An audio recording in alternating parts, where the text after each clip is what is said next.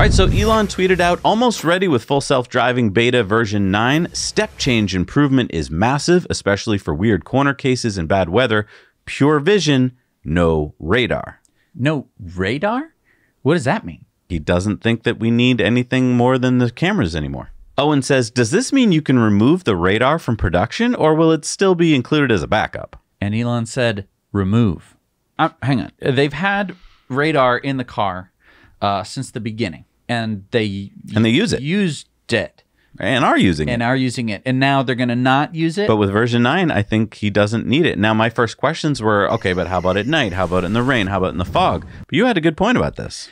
Yeah. So the way that a radar system works is you're sending out a radio signal, powerful one, and you're hoping to get something to bounce back. You kind of think of it as like a flashlight, but the problem is you aren't able to see any shapes or anything like that. You're just able to see kind of like brightness and when the signal comes back. So kind of like sonar where you go like, boom, boom, and you're able to be like, oh, the Russian submarine is, 600 meters away. Right. In this case, you're using radar signals, so it all happens a lot faster. But you're able to measure the time difference, and that tells you how far away whatever it is. But you don't know what that thing is. Right. You can only tell like, oh, that's really bright, or oh, there's a dim thing, but it was really close, so maybe it was a can. But certain objects are going to reflect radio waves in different ways. Right. And since you can't tell what the shape of that thing is, well, then you don't really know what is bouncing off of. And that, I think, is why we're getting a lot of phantom braking, because the radar is picking up, say, like a manhole cover, and the manhole cover looks like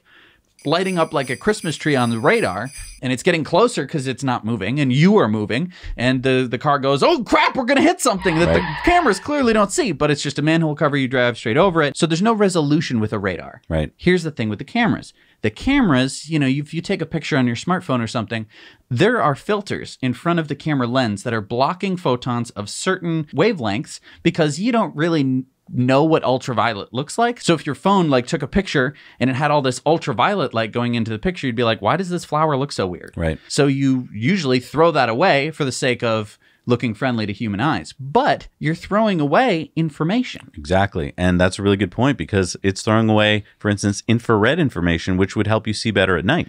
This is a little bit conjecture-y, but the cameras on the Tesla sometimes look kind of weird. Like, have you ever looked at your backup camera and gone like, gee, this is so funky looking? It could be that they've done away with those filters. That way they get a little bit of the infrared spectrum on the lower end and a little bit of the ultraviolet spectrum on the upper end. And what that could do would give you a little bit more night vision. And with the ultraviolet, maybe that could punch through some fog. Another thing with fog, I remember I was driving up a mountain once and we were filming it because we're YouTubers, and it was super foggy because we were driving through a cloud, basically.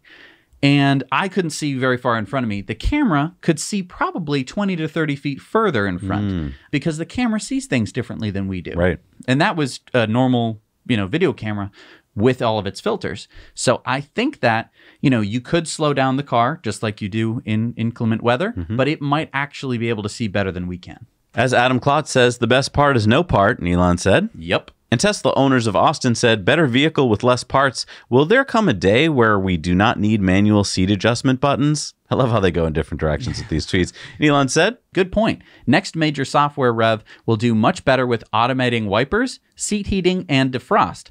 Probable seat settings just based on occupant mass distribution should be possible. So we're getting rid of the radar and we're going to get rid of the button on the seat. All the switches. I don't know how in favor I am of that. I think that people are very particular when it comes to seat adjustment. I think you just, sit in it and it'll figure itself out. Like, I'm not saying that you couldn't come up with an optimal strategy, but I think that people do a lot of very suboptimal things, but they like it. Yeah. They're like, oh, no, I like sitting low so I can't see anything.